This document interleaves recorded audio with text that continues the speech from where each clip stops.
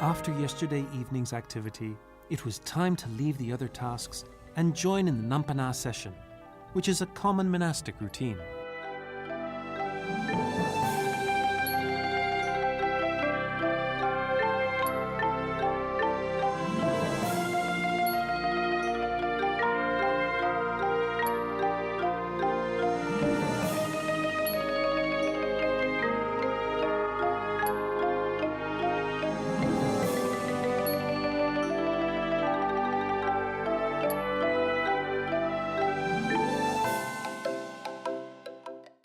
All 12 novices assisted Pra Ajahn and prepared Nampana by themselves. This was time away from their studies in which the novices and Pra Ajahn could become more familiar with each other.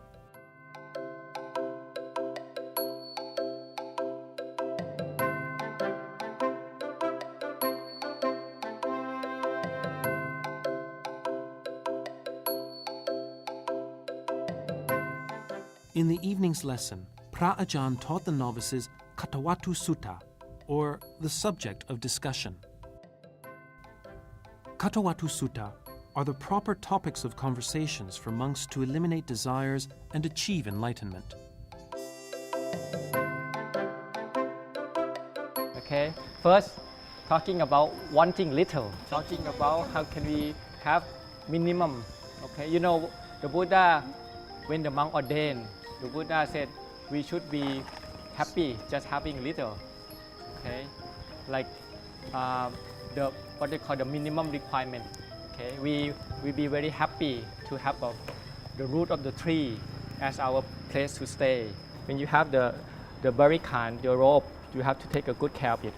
Actually, as a monk, we have to learn even how to sew it, how to dye. So it needs a lot of care.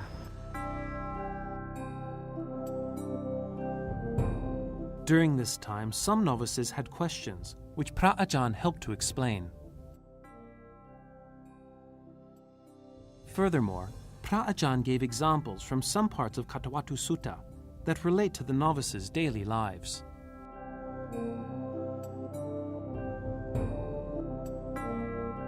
The reverence means to be free, freedom. You liberate from the suffering. Maybe DJ can be the reverence or free from his addiction to game. Right? Or he can be our maid. Or he can be our maid and clean every room for us for free. So you can talk about that. The fact that you're free from something, that you no longer do that. You no longer addict to that. So that's called deliverance or freedom.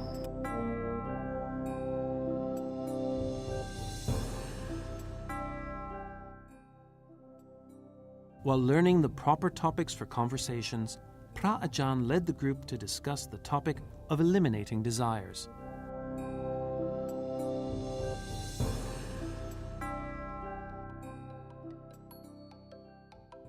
Okay, the word Buddha. Okay, first the word Buddha. What's the meaning of word Buddha? Buddha is a person. Is a person? A special person. A special person. In what way? Why did he special? Because he got enlightened. Because he got enlightened. That's right. What kind of enlightened? What did he know that other people don't know? Meditation. Oh, he know meditation. Anything else? He know his past life. He knows everything. This is called Katha Vattu. The first one is called Appicha Katha. Appicha. The second one is Santuti Katha. The third one is Viveka Katha. The fourth one is non-sangsakha. Asangsakha Katha. The fifth one is the Viriya Katha. Sixth one is Sila Katha, Samadhi Katha, Panya Katha, Vimutti Katha, Vimutti Yana Hasana Katha. Decorating, don't you?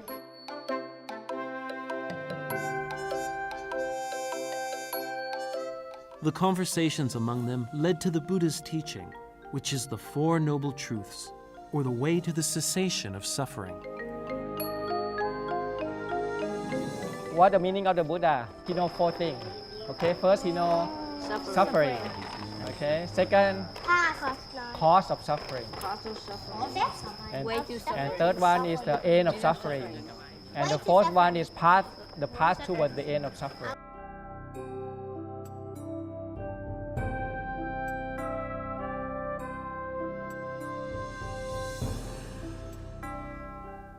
After the class, the novices cleaned the temple pavilion and swept the surrounding area.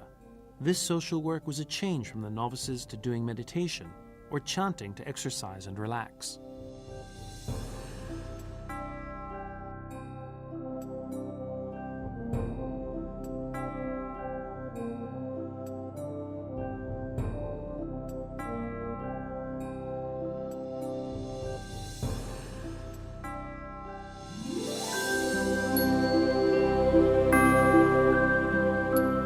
This evening was more special than usual, as it was the 8th day of the waning moon, known as One Pra, or a Buddhist observance day.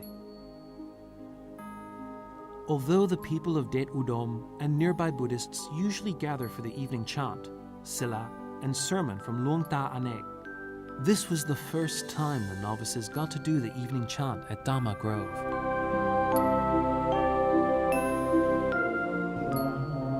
Samma Sambuddho Bhagava Buddhang Bhagavantang Abhivatemi.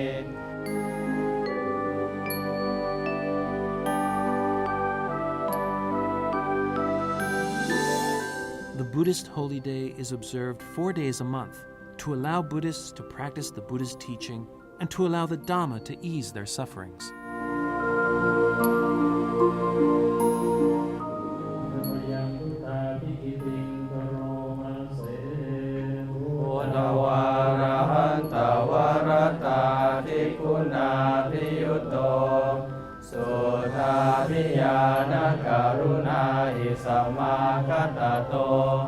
Buddha Pikitim chanting, or verses in praise of the Buddha, also remind the monks of their duty to spread the Buddha's teaching.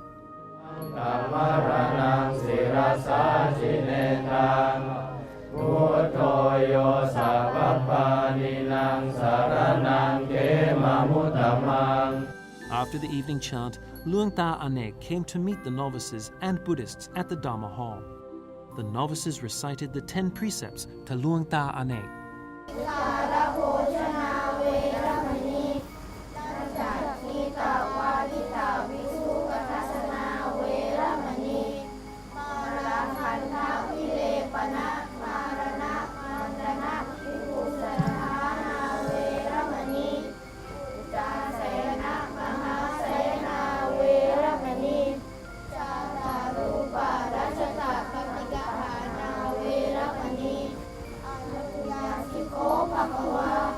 Some novices could not recite the precepts accurately, so Luang Ta Anek encouraged them to practice harder.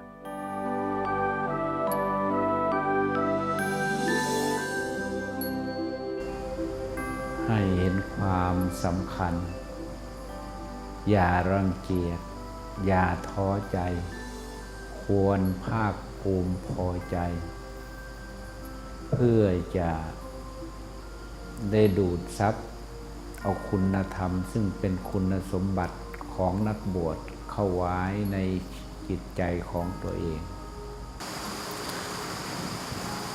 So you should see the importance of these training rules. Don't hate it or don't lose your heart about these rules.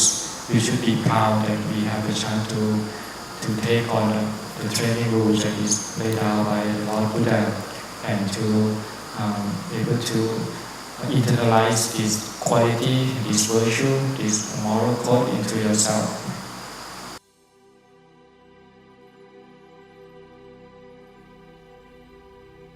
Although 2 weeks have passed, these 12 novices still have a lot more to practice for their own benefit in the long run.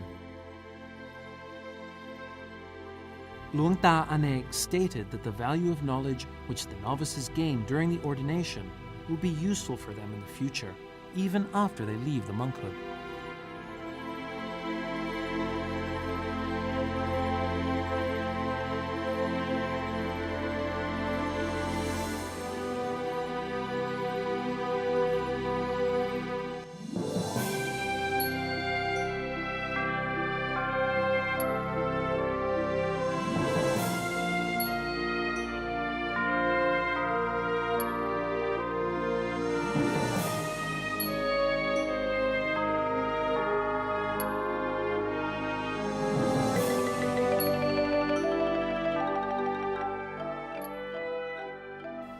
The fifth day of the monastic routine began before dawn as usual.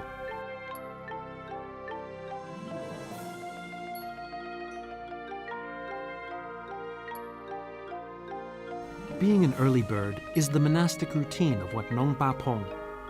This is a skillful means to eliminate tinamita, which means impassivity and drowsiness, that will periodically disturb the meditation.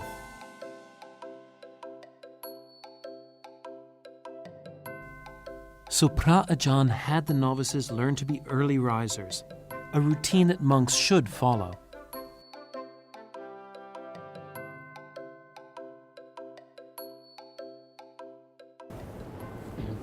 Pantamayang Ratanataya Panamakatayo Chewa Samveka Paritik Tanat Patancha Panamase Buddho Susuto Karuna Mahanavo Yo Chanda Sudha Paranyana Lochano Loka Sapha Pupakile Sakatako Vandami Buddhang Ahangatharenatang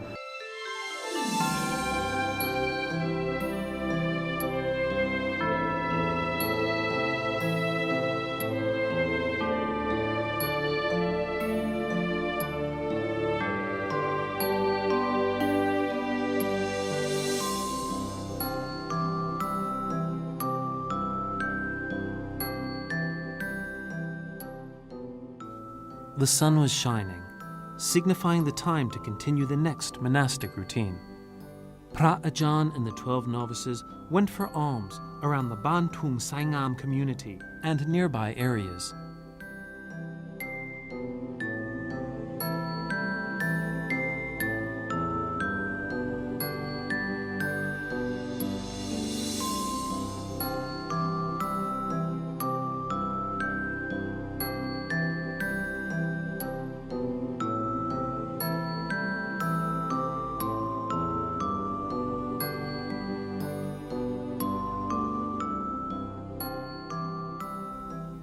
For Buddhists, the offering of alms is a way to make merit and to spend time bonding with their families and neighbors.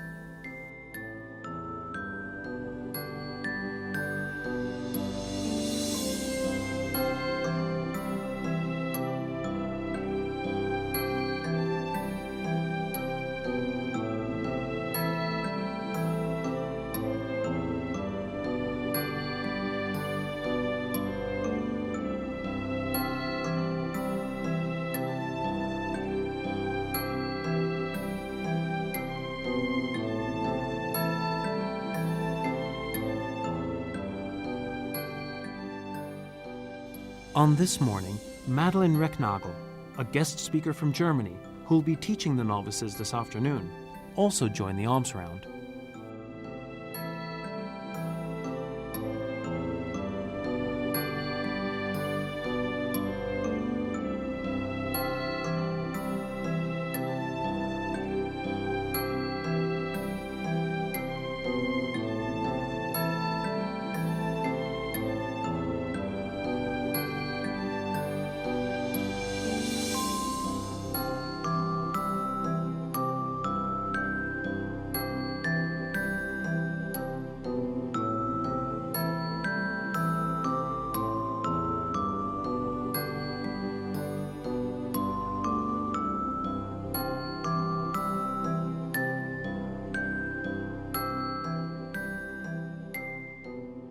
Washing and wiping Phra Ajah's feet is a way to assist Phra Ajah. For this reason, the novices continue to do it every morning after the alms round to show respect for Phra Ajah.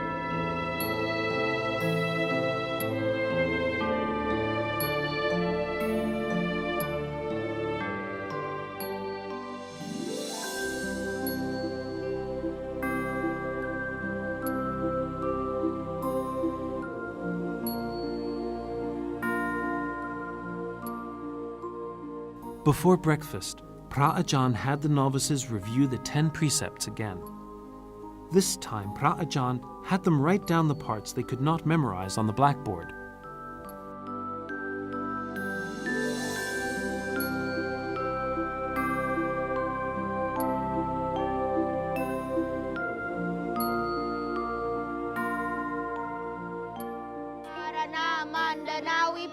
นัฏฐานะเวรมณีอุจจาสยนะมหาสยนาเวรมณีสาตารูปารัชตาปฏิกหานาเวรมณีอนุญญาสิโคภควาทาสาหิอังเกหิสามนาตังสัง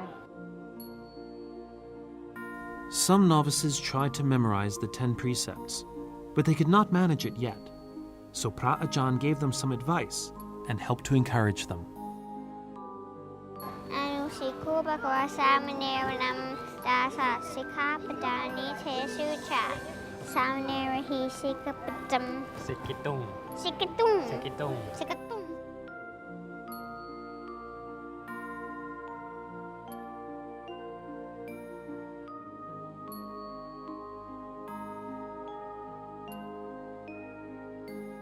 Then Pra Ajahn had the novices practice meditation in the proper posture and manner with new methods.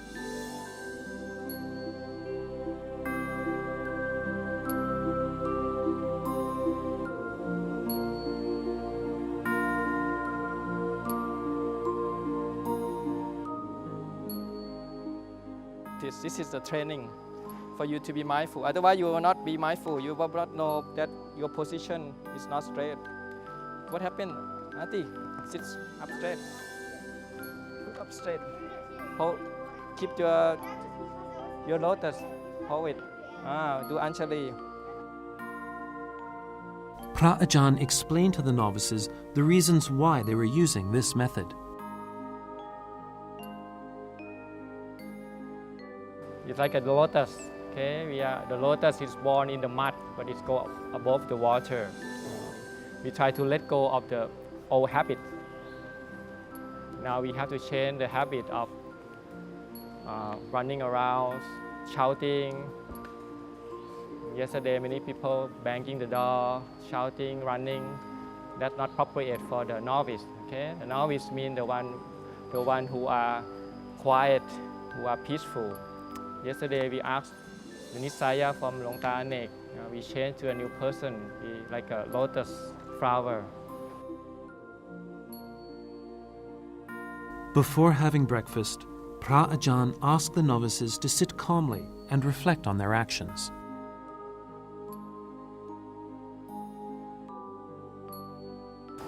You as a novice, you are an example of Buddhist people. So if you walk or you do anything without mindfulness, people will not respect you. Revise what you've done today. You could drop any bullet. How many times you put your ball on the floor without being on the stand? Promise to yourself that today you're gonna turn to be new novice. Whatever you behaved badly yesterday, we apologize to ourselves.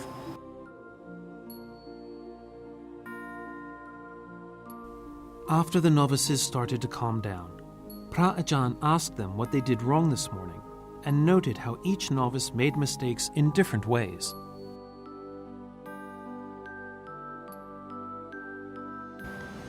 Please forgive me. I will be mindful. I will not drop my ball lid again. Okay, all right, good. So about 3 times, and then you go. Buddha Dhamma Sangha, I will not drop my ball lid again. I will be mindful. I will be mindful. I won't drop my ball lid again. Buddha Dhamma Sangha, I will be mindful. I will not drop my ball lid again. Buddha Dhamma Sangha. Many of the novices admitted their mistakes and accepted punishment from Pra Ajahn.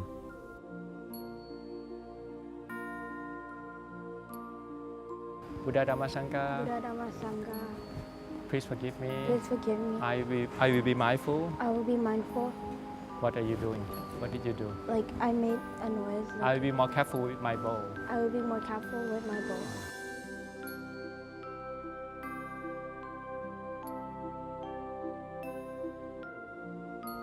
In the second week of learning the rules of the monastic way, the novices became more refined and admirable monks according to the Buddha's teaching.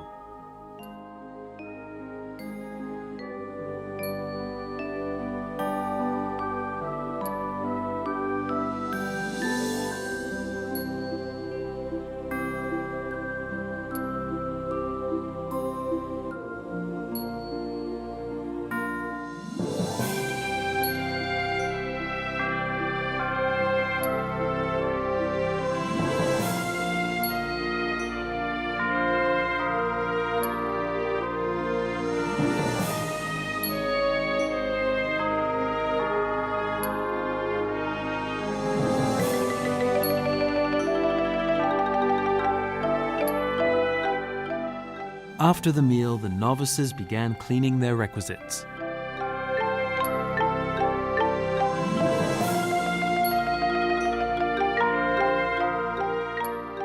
Apart from cleaning, the processes of wiping, rubbing, and drying the requisites were also taught constantly by Phra Ajahn.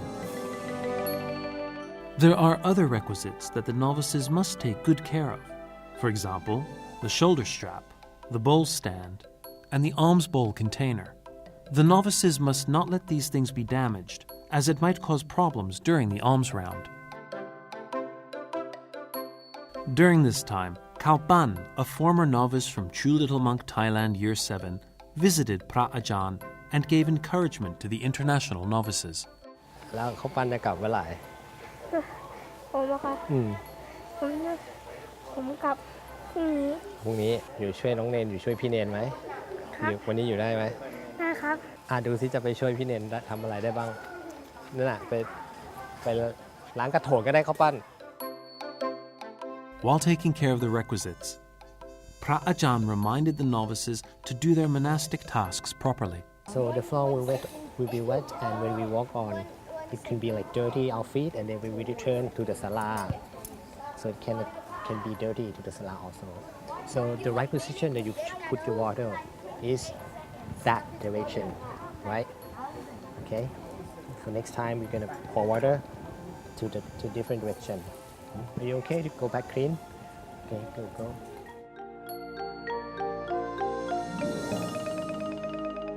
Apart from cleaning the requisites, the little novices and Phra Ajahn also got the chance to have conversations and became more intimate during this time.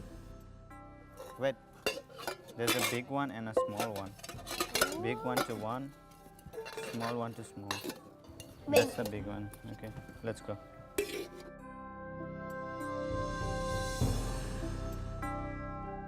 Before continuing their walk from yesterday to study nature, Phra Ajahn gave the novices a brief guideline for their further studies.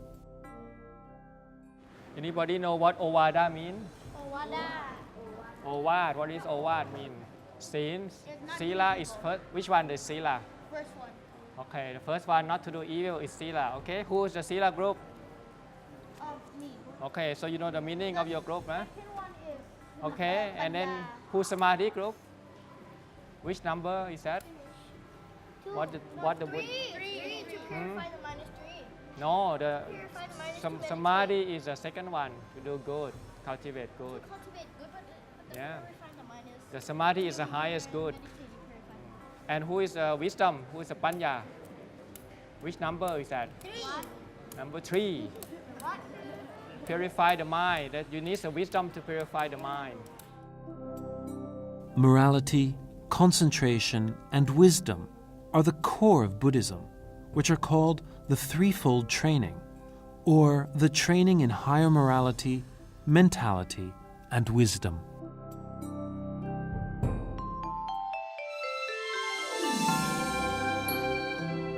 Then Phra Ajahn reminded the novices to be mindful in every step before they began their walk.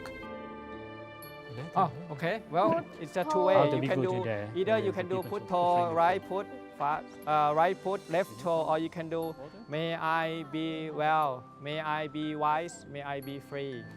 Yeah, remember? Okay. So when you walk and then listen to Ajahn Sawang. Don't talk to each other.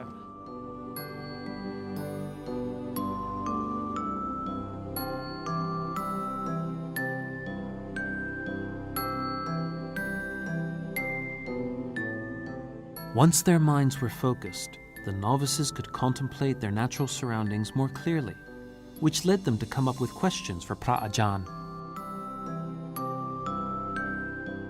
He used a medicine that he could only eat after noon. Afternoon is okay. Did you wrote this one? Yes, I wrote everything. I wrote that one, all of it. You know meaning? Like sacrifices, like, so you want to do something for Dhamma, for example, like donate something to someone, you are far from Dhamma because you're not making sacrifices. So reflect something. Yeah.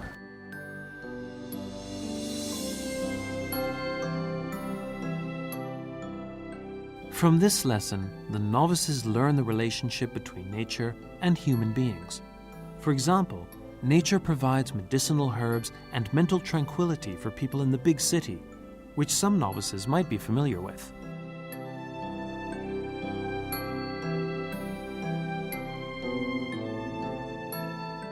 Afterwards, the novices gathered outside the study hall to continue their lesson on how to make handmade natural toothbrushes. Do you know the two things that you don't need to offer to the monk? No. Water, that's right. Okay, first thing is water. What it is? Toothbrush. Yeah, you don't need to offer. The monk can use it. Water and toothbrush, you can use it. Okay, so it's in the Vinaya rules. So just two things that when you are a monk, so you learn more. But you are novice now, it's easy. But make sure that you not take anything that people not given to you. Pra Ajahn divided the steps in making the toothbrushes into 4, which were to break, to cut, to sharpen, and to comb.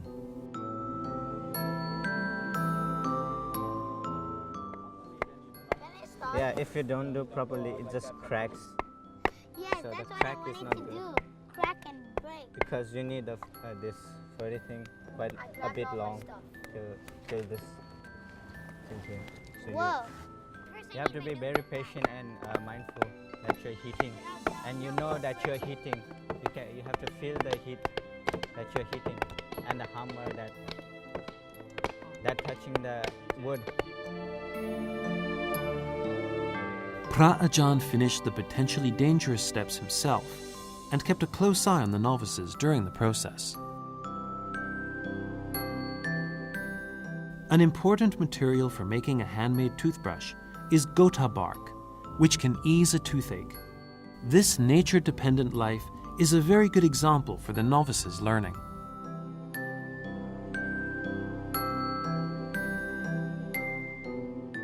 Apart from making toothbrushes for Pra Ajahn, the novices also practiced mindfulness and concentration during this activity.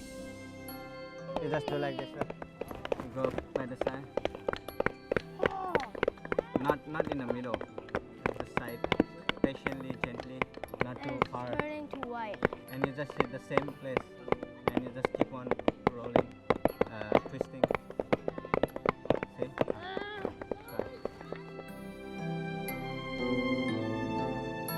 The novices adapted many techniques from Pra Ajahn to make their toothbrushes more presentable.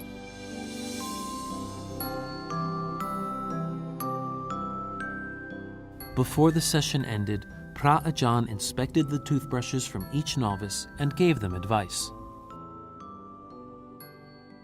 This one, too short, right? Yeah, you have to pound it more like this. This one is too short, and you can't do it now because it's too. When you get it out, then.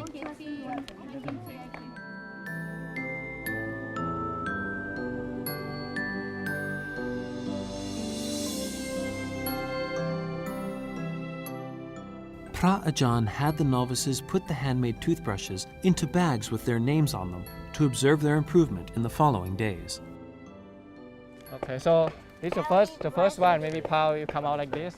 Okay, and then we cut. Maybe it come out like this. And then we sharpen it, and then sand wood it, and then we get it very nice like this in order. Or this one in order. Okay, so this is the five pala. You know what 5 pala is? Toothbrush. No, it's a symbol of the Dhamma. The Saddha, Viriya, Sati, Samadhi, Panya. It's 5.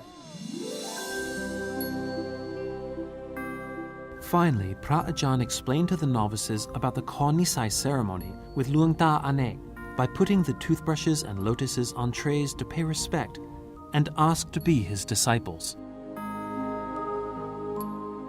As the morning lesson ended, not only did the novices learn from the practical activities, but they were also taught the Dhamma and Buddha's sermons. The most crucial thing is to have mindfulness when doing everything. As Ajahn Cha Supato from Wat Nong Pa Pong has stated, the ones with mindfulness would receive the Dhamma from Buddha all the time.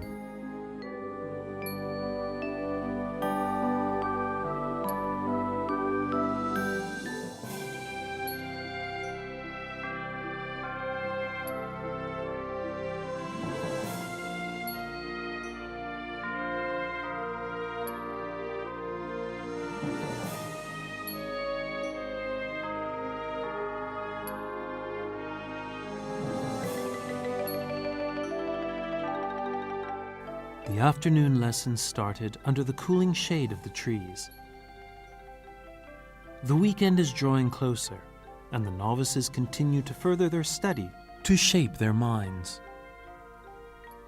This afternoon's learning process was about the nearly zero-waste lifestyle by the Sustainable Self, with Madeline Rieknagel as the instructor to share this lifestyle with the novices. Jack and Hunter also participated in the activity as usual. Madeline began the activity by having the novices observe plants which were similar to ones she had at the balcony of her residence in Bangkok.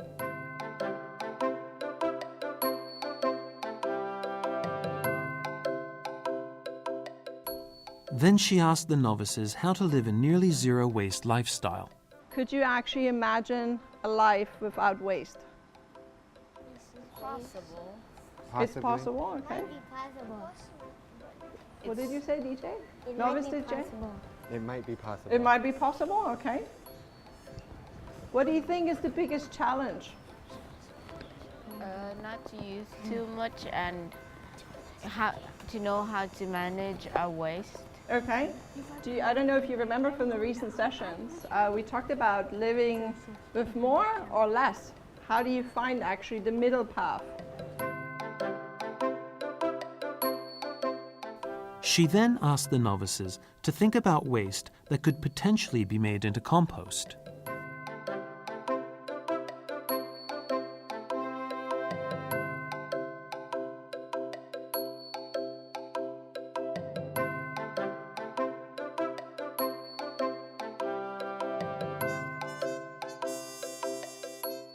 The novices spent some time thinking and shared more techniques to turn waste into compost.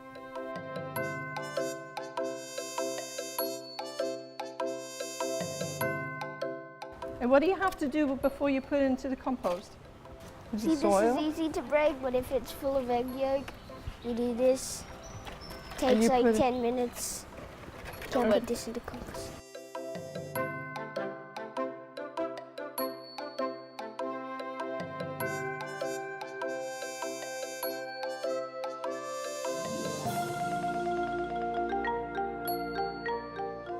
Some of the novices mentioned earlier is also the issue of smell. So you just make sure you balance. I mean, it's like understanding nature. Nature knows how to balance itself out. It's the same with the compost. Like you smell it and you know it's something is maybe it's too wet or there's too much food on top. So you just add whatever you have available. You add soil, you add leaves, you add newspaper. Keep mixing it and you will understand over time it's actually so easy and so much fun. And that's one of the reasons why I want to separate food waste from the other waste. Harmful gases, you're reducing what goes to the landfill, and you're actually creating something that's really important because you're also returning good soil to the planet. Afterward, Madeline explained the near-zero waste lifestyle, which was related to the philosophy of sufficiency economy. In the beginning, when I started really focus on how is it to live waste-free, is it possible in an apartment?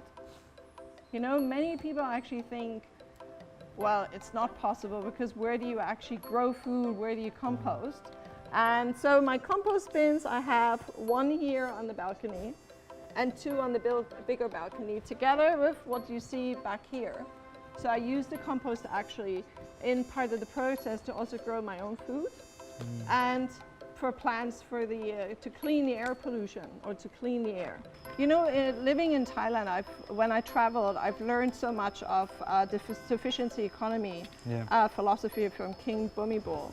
And I think as more people move into the city, we need to actually adopt what works in agricultural environments into an urban environment because more and more people live in an urban environment. So how can we motivate people to actually do the same thing at home? But there are many challenges because people think it's time.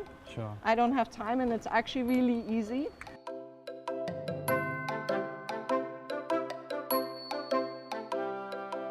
The problem of waste management is a global issue that many countries are concerned about. This leads to methods in reducing garbage from the original sources until it turns into zero waste. Living a nearly zero-waste lifestyle, as Madeline is doing, is considered one of the solutions to the problem.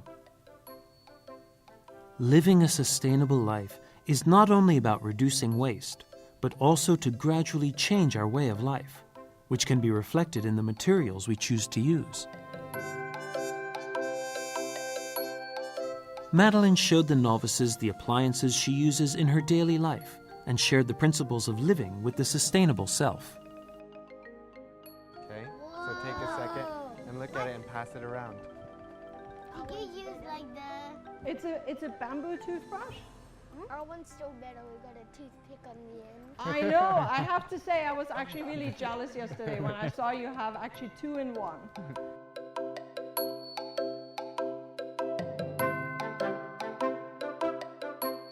You know, when you go to a regular food market, how many plastic bags do you get just for one meal? 4 or 5, right? So it's actually much easier for me to take the pinto to the market and bring my food home that way. So every day before I leave, it's really about being mindful.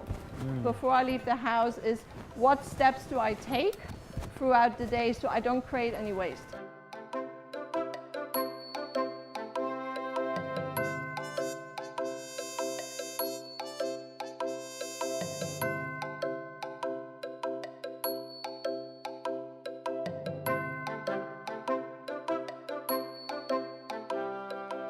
What do you think? What else is this? It's not a pencil? Look, it has a hole inside. Can I see closely, please? Yes. I have to straw? It's a straw.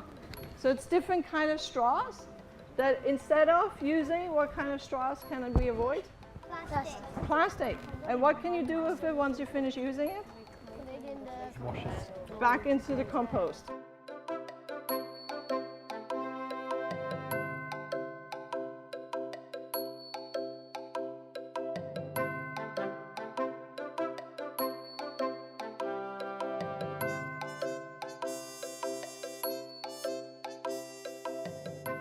Lastly, Madeline advised the novices to change their lifestyles to be more environmentally friendly.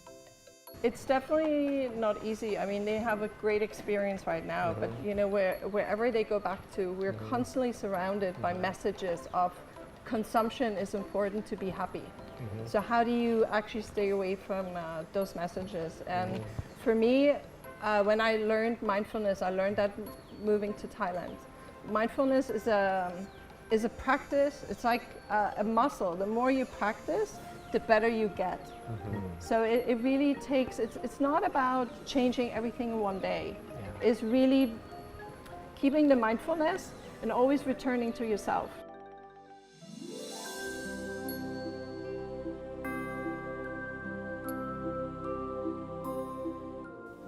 The novices wrote about lifestyles which were similar to Madeline's and shared their stories with their friends.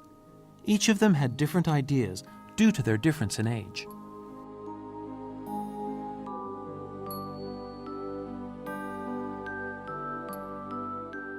The first thing I'm going to do when I have spare time. Excellent.